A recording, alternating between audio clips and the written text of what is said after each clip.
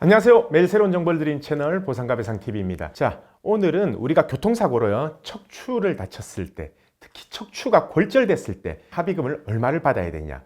만약에 보험사하고 합의가 안 됐을 경우, 그리고 우리가 요구하는 금액, 보험사가 지급을 안 했을 경우에 소송으로 진행되면은 과연 보험사가 제시하는 금액하고 이 소송에서 받을 수 있는 금액 차이가 얼마냐. 종합적으로 이 척추 골절에 대한 보상, 오늘 상세히 알려드리도록 하겠습니다. 자, 어제는 우리가 교통사고가 아닌 일반적으로 그냥 넘어지거나 아니면은 추락하거나 해서 척추가 골절이 된 경우에 내가 가입한 보험에서 후유장애 보험금을 어떻게 지급받느냐, 그 절차랑 그리고 가입 금액은 어떻게 확인하고 후유장애 진단서 내용에는 어떻게 돼 있고 그리고 그 이후에 보험사에 청구하고 지급받기까지 그 절차가 어떻게 되냐, 그거에 대해서 이제 좀 알아봤고요. 자, 오늘은 우리가 교통사고로 척추가 골절이 되는 경우도 많습니다. 특히 교통사고로 척추가 골절이 되는 경우, 어떤 경우에 이게 좀 골절이 되냐면요, 정면 충돌이라든지 아니면 뒷차가 속도가 빠른 상태에서 우리 피해자가 탄 차량을 추돌하든지 이렇게 한다면은 척추가 갑자기 꺾이는 경우가 발생할 거 아닙니까? 그러면은 척추가 겹겹이 쌓여 있기 때문에 그 충격에 이제 이 척추뼈가 찌그러지든가 아니면은 척추뼈가 깨져서 우리가 신경 쪽으로 이렇게 튀어나오는 방출성 골절이 이제 발생하게 됩니다. 자, 그래서 척추가 골절됐을 경우에 손해배상이죠. 교통사고 가해자 보험사로부터는 얼마를 받아야 되고 어떤 기준으로 받아야 되는지 그거에 대해서 이제 제가 알려드릴 거고요. 자, 여러분들도 이 화면을 보면서요, 과연 그러면은 척추가 골절됐을 때 후유장애 진단서, 즉 우리가 소송을 진행했을 때 신체 감정서에는 어떤 식으로 기재되냐, 그리고 신체 감정서에는 어떻게 이제 장애율이 표기가 되고 장애가 과연 몇 프로, 그리고 한시장애가 나오냐 영구장애가 나오냐, 그 부분에 대해서 알아보도록 하겠습니다. 그래서 첫 번째, 자, 보험사에서는요, 수술을 해야지만 영구장애다라고 이렇게 주장합니다. 과연 그럴까요? 거기에 대해서 알아보고요. 자, 그리고 두 번째는 우리 척추 장애 평가를 할 때는 제가 손해배상은 어떤 기준을 참고한다고 했죠? 바로 이 맥브라이드 장애 기준대로 참고한다고 했죠. 그래서 이 맥브라이드 장애 기준의 척추 골절에 대해서는 어떻게 표기가 되어 있는지, 자, 그걸 알아보고요. 그리고 실제 저희가 소송을 진행한 겁니다. 법원에서 신체 감정 촉탁을 하죠. 과연 신체 감정서에는 척추 골절에 대해서 어떤 식으로 장애가 평가가 될지.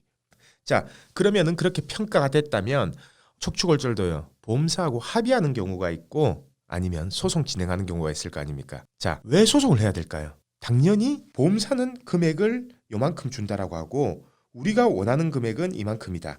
자, 그러면은 이만큼의 갭이 발생을 하죠. 자, 이 갭 때문에 소송을 하는 겁니다. 자, 그래서 보험사가 준다라는 금액, 그리고 소송을 실제 했을 때 계산되는 금액, 그것까지 같이 한번 산정해 보도록 하겠습니다. 우선 제가 어제도 설명드렸지만 이 척추 CT 사진인데요, MRI 사진이죠. 여기 척추뼈에 골절이 된 게 확인이 되실 겁니다. 자, 보시면은 확인이 되시죠. 자, 이렇게 골절이 된 경우에는요, 제가 말했었죠. 수술을 하는 경우가 있고 안 하는 경우가 있다. 수술을 하는 경우는 이렇게 척추가 찌그러진 상태에서 기형이 되면 나중에 신경에 압박이 된다든지 마비가 올 수 있다.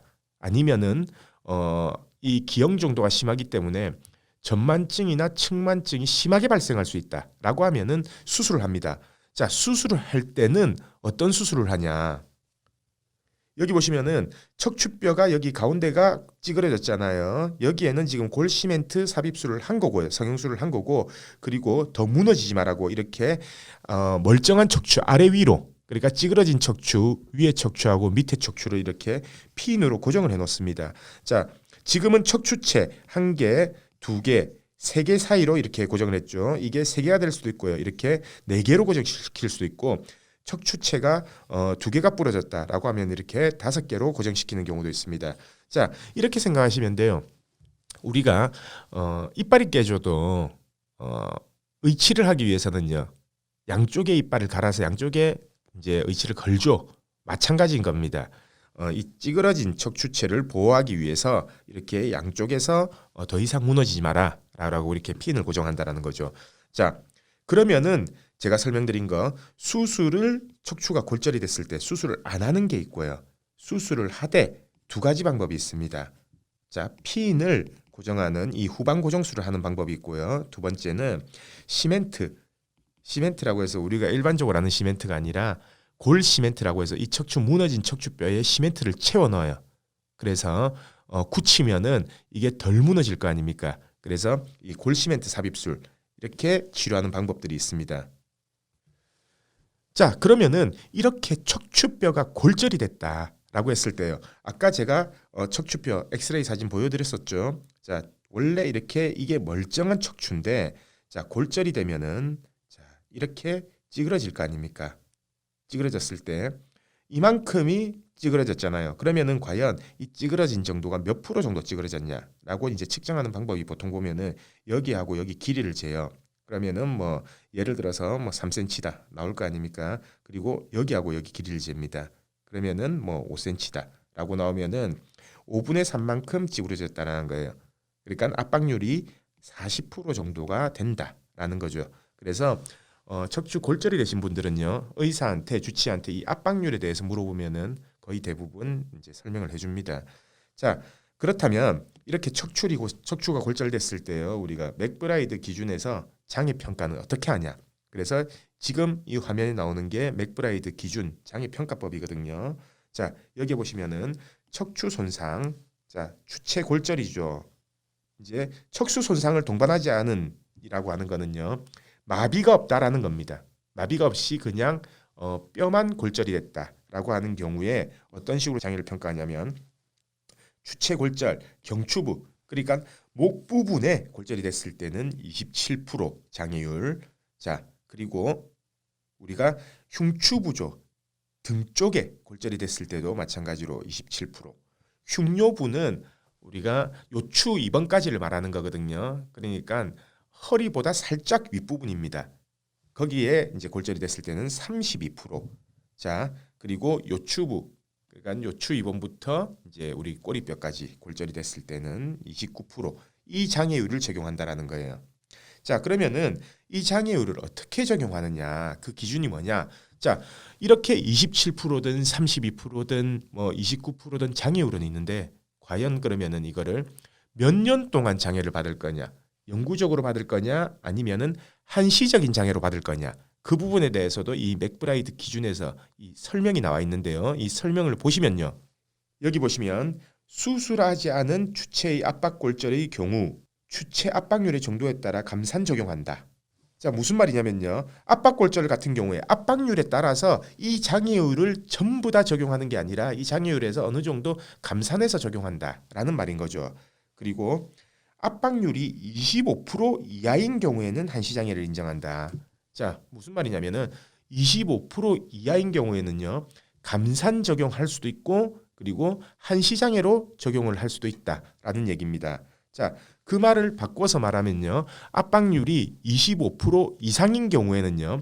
수술 유무와 관계없이 이거는 영구장애로 평가해야 된다라는 게 간접적으로 이렇게 표현이 돼 있다라는 거죠. 물론 이 영구장애에서는 압박률에 따라서 압박률이 심하면 감산 적용을 안 하겠죠. 근데 압박률이 뭐 예를 들어 30%다라고 하면은 압박률의 정도에 따라서 감산 적용할 수 있다라고 했기 때문에 감산 적용이 된다라는 얘기입니다. 무슨 말이냐? 예를 들어서 27%다. 그러면은 뭐 50%의 감산 적용을 한다라고 하면은 13.5%가 될 거고 30%만 감산 적용하겠다라고 하면은 거의 한 18% 정도가 되겠죠. 이런 식으로 장애율을 측정하고 그리고 이게 영구장애 할 거냐 한시장애로 평가할 거냐를 이제 측정한다라는 거죠. 자, 그렇다면은 우리가 신체 감정서에는 과연 어떤 식으로 표기가 돼 있을까? 거기에 대해서도 알아보셔야 되겠죠. 그래서 제가 신체 감정서를 화면에 올리면요. 자, 이분 같은 경우에는 79년생입니다. 79년생이고요. 2018년 6월 23일 날 교통사고 발생했습니다. 교통사고 발생했고 진단명은 제1요추 방출성 골절입니다. 자, 이거는 압박 골절은 뼈가 찌그러진 거죠. 근데 이 방출성은 뼈가 깨져서 척추체에서 분리가 됐다라는 겁니다. 자, 그리고 여기에 보면요. 진단은 방출성 골절이 했지만은 압박도 있는 반출성 골절이에요. 그래서 여기 신체감정병원에서 보니까 일요추에 54%의 압박률이 소견이 관찰된다. 자, 압박이 되게 많이 된 겁니다. 그러니까 척추체 앞쪽하고 뒤쪽, 앞면하고 뒷면 아니면 옆면끼리라도 이렇게 비교했을 때 한쪽 면이 멀쩡한 면에 비해서 반 정도가 찌그러졌다라는 거예요. 자, 이런 경우에 자, 이 사람은 수술을 했을까요? 근데 보니까 수술을 안 했습니다. 보존적 치료를 시행했고요. 그러니까 수술 안 한 상태라는 거예요. 자, 보통 이렇게 됐을 때 보험사에서 주장하는 장애는 어떻게 되나요? 그거에 대해서 말씀드리면요. 아마 일요추기 때문에 아까 배요부에 해당돼서 32% 장애를 적용하거든요. 보험사에선 32% 3년 또는 16% 3년에서 5년 요 정도 주장할 겁니다. 자, 나이가 아까 몇 년생이었죠? 79년생이에요. 그러면은 이제 40대 초반이거든요. 그러면 앞으로 65세까지 20몇 년이 남았어요. 20년이 넘게 남았는데 3년, 5년만 받으면 될까요? 그래서 이게 보험사하고 합의가 안 돼서요. 우리는 영구장애를 주장했고 보험사는 한시장애만 인정하겠다라고 해서 합의가 안 돼서 결국 소송을 진행해서 이렇게 신체감정을 받은 겁니다. 그래서 신체감정 결과 어떻게 나왔는지를 쭉 살펴보면요. 자, 당연히 사고 기여도 100%로 나왔죠. 기항증은 없었다라고 이렇게 나왔고요. 앞으로 치료가 더 필요하냐? 아니다. 치료는 종결됐다. 어떠한 후유증 신체장애로 남냐? 요추의 압박 변형으로 인해서 신체 장애가 예상된다라고 이렇게 평가가 나왔죠. 자, 이게 과연 영구장애냐 한시장애냐? 영구적 장애가 예상된다라고 이렇게 됐습니다. 자, 보험사에서는 한시장애로 주장했죠. 근데 수술을 안 했음에도 불구하고 소송 갔는데 어떻게 나왔습니까? 영구장애가 나왔죠. 왜냐? 아까 맥브라이드 기준에서 압박률이 25% 이상이죠. 지금은 50%가 압박됐으니까. 그러니까 영구장애로 표시가 된 겁니다. 자, 그러면은 과연 몇 프로의 영구장애 예상되냐? 아까 제가 말했죠. 배오부 몇 프로라고 32%. 맥브라이드 테이블에서 척추 손상 항목을 적용해서 32%의 영구적 노동능력 상실이 예상된다. 자, 무슨 말이냐? 32% 영구장애를 받은 겁니다. 신체 감정에서는요. 그리고 과연 이 사람이 간병인이 필요했냐라고 했을 때 우리가 신체 감정에서는 제가 다음번에 설명을 드릴 건데요. 신체 감정서에 어떤 질문을 물어보냐? 우리가 의사한테 신체 감정서를 촉탁 신청을 할 거 아닙니까? 그랬을 때 의사한테 어떤 항목을 물어보냐라고 했을 때 개호인이 필요하냐나 이것도 물어봅니다. 그래서 여기 신체 감정 의사는요. 다치고 나서 2주 동안 개호인이 필요했을 거다라고 이렇게 이제 했고요. 그리고 보조기는 초반에 보조기 40만 원짜리 사용했을 거다라고 해서 여기까지 감정이 됩니다. 자, 그리고요. 다른 분 거 신체 감정 한번 더 보겠습니다. 자, 다른 분 신체 감정 서류를 보면요. 자, 이분 같은 경우에는요. 제1요추 골절 그리고 5요추 골절. 그러니까 골절이 척추 요추 1번하고 5번 두 군데에 골절이 있었다라는 거예요. 자, 지금 현재 증상은 어떻냐라고 하면은 그냥 허리 아프고 다리 저린다. 이 골절로 인해서 약간의 신경의 눌림 증상이 있는가 봅니다. 다리 저린다고 하니까 이건 추간판 탈출 증상이거든요. 하지 방사통이라는 게 다리가 저린다라는 거예요. 자, 그리고 이거는 사고하고 기항증이 있었냐 없었냐? 이거는 기항증 없다.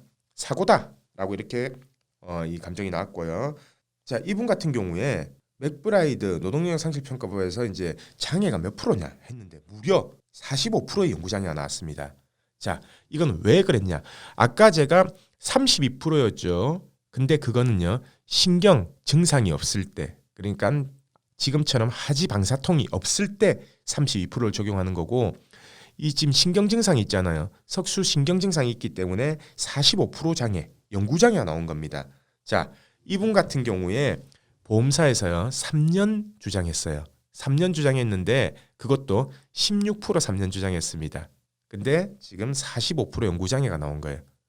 자, 금액적으로 나중에 얼마나 차이가 커지는지 거기에 대해서 제가 알려드릴게요. 자, 우선 우리가 아까 처음에 32% 연구장애가 나왔죠.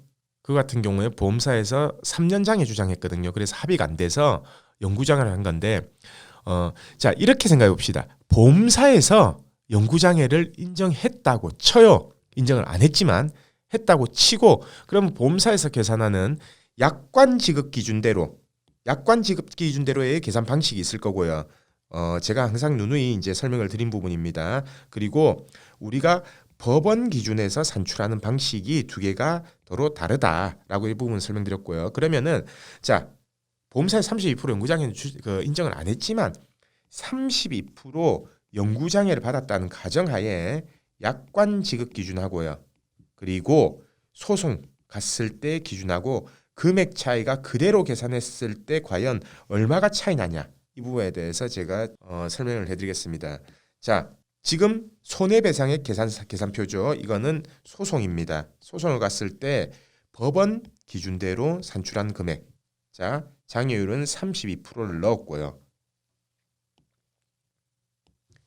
여기 보시면은 아까 신체 감정서 그대로죠. 2018년에 다쳤기 때문에 2018년 6월 달에는 월 소득, 지금은 305만 원 정도 되지만 그 당시에는 이제 240만 원이었거든요. 240만 원. 그러니까 이게 2018년 상반기, 하반기, 그리고 2019년 상반기, 하반기, 2020년 상반기, 하반기를 전부 다 다르게 이렇게 적용을 시켜야 됩니다. 장애를 다 다르게 적용시켜서 노동능력 상실률, 여기 보시면요. 이번 기간 동안은요 100%입니다. 이 말이 무슨 말이냐? 이번 기간 동안은 소득의 100%, 휴업손해죠. 100%가 지급되는 거고, 그 이번 기간 이후에 퇴원 기간 동안은 이 32% 장애율을 계산해서 이제 이 일실수입을 계산하는데요. 일실수입을 연구장애로 계산했을 때 금액이 여기에 1억 9,300이 나옵니다. 자, 우리가 손해배상액에서 받아야 될 게 뭐가 있죠? 자, 위자료가 있죠. 그리고 두 번째가 뭐가 있습니까? 일실수입이죠. 일실수입은 이번 기간 동안, 그리고 이번 기간 외, 이때는 100%를 받는 거고, 소득의 이때는 소득의 100%가 아니라 장애율만큼 받는 겁니다. 32%만큼. 이게 영구적으로 65세까지 받는 거예요. 자, 위자료 부분 아직 산정 안 됐죠. 이 부분은 방금 여기서 산정이 끝났고요. 위자료 부분 32% 연구장애가 나왔죠. 그러면은 무과실 기준에 1억이 사망 위자료이기 때문에 32%는 3,200만 원이 됩니다. 그래서 위자료는 3,200만 원. 그러면은 위자료하고 일실수입을 더했을 때 금액이 얼마 나오냐? 여기 보시면은 2억 2,500 정도가 나오게 되는 거죠. 무과실 기준이고요. 만약에 과실이 10% 있다라고 하면은 1억 9천 정도, 20% 있다라고 하면은 1억 7천 정도, 30%다라고 하면 1억 5천 정도죠. 자, 이게 법원 산출 방식대로 계산하는 겁니다. 자, 그러면은 우리가 약관대로도 계산을 해볼게요. 아까 법원 방식대로 얼마가 나왔죠? 무과실 기준에요. 2억 2,500만 원 정도가 산출이 됐습니다. 자, 그러면은 약관 지급 기준대로 산정해 볼게요. 자, 우선 약관은요. 장애율은 똑같이 적용을 시켰어요. 장애율은 똑같이 적용시켰는데 소득이 다릅니다. 왜냐? 우리가 약관은요. 법원에서 인정하는 일용근로자임금은 305만 원이에요. 근데 약관에서 지급한다라고 하는 일용근로자임금은 270만 원 정도밖에 안 됩니다. 그래서 한 10% 정도 차이가 나는 거고요. 그래서 약관 지급 기준대로의 소득을 적용시켰을 때 일실수입, 영구장애로 계산한다. 65세는 마찬가지예요. 그래서 영구장애로 계산했을 때 1억 3,600이고요. 약관에서는 1급 위자료, 부상 1급 위자료가 200만 원이죠. 그래서 다 더하게 되면요. 약관에서 얼마가 나오냐? 1억 3,800만 원이 나옵니다. 자, 우리가 소송을 했을 때 2억 2,500만 원. 그리고 약관으로 계산했을 때 똑같은 부상이라 하더라도 1억 3,800만 원. 얼마가 차이 나냐? 약 9천만 원 정도가 차이 난다는 거죠. 9천만 원? 그러면은 금액이 몇 억일 때는 9천만 원이 뭐 별 차이 안 난다라고 볼 수 있지만은 실제로 퍼센트로 따졌을 때는요. 거의 80%, 70% 정도가 차이 난다라는 거예요. 소송 갔을 때 2억 2,500만 원 받을 수 있고요. 이제 우리가 보험사고 약관으로 합의를 했을 때 얼마를 받을 수 있냐? 여기 1억 3,800만 원이거든요. 1억 3,800만 원. 자, 이만큼 이렇게 양보하시겠어요? 이 양보가 안 되니까 소송을 하는 겁니다. 그래서 오늘은 제가 이 척추골절로 조금 길게 설명을 드렸는데, 척추골절로 이 장애 진단서는 어떻게 나오고, 신체 감정을 했을 때 어떻게 나오고, 이게 수술을 했을 때 그리고 수술을 안 했을 때 이렇게 비교를 해가면서 제가 계산을 해드렸습니다. 자, 오늘은 척추가 골절됐을 경우에 보험사로부터 얼마를 받아야 되냐, 그리고 그 기준은 뭐고, 소송이 필요한 경우, 소송이 필요 없는 경우, 그리고 한시장애를 받아야 되는 경우, 영구장애를 받아야 되는 경우, 이거에 대해서 자세하게 알려드렸습니다. 자, 오늘 방송은 여기까지 하고요. 내일도 새로운 주제를 가지고 오겠습니다. 오늘 방송 끝까지 봐주신 구독자분들 감사드립니다.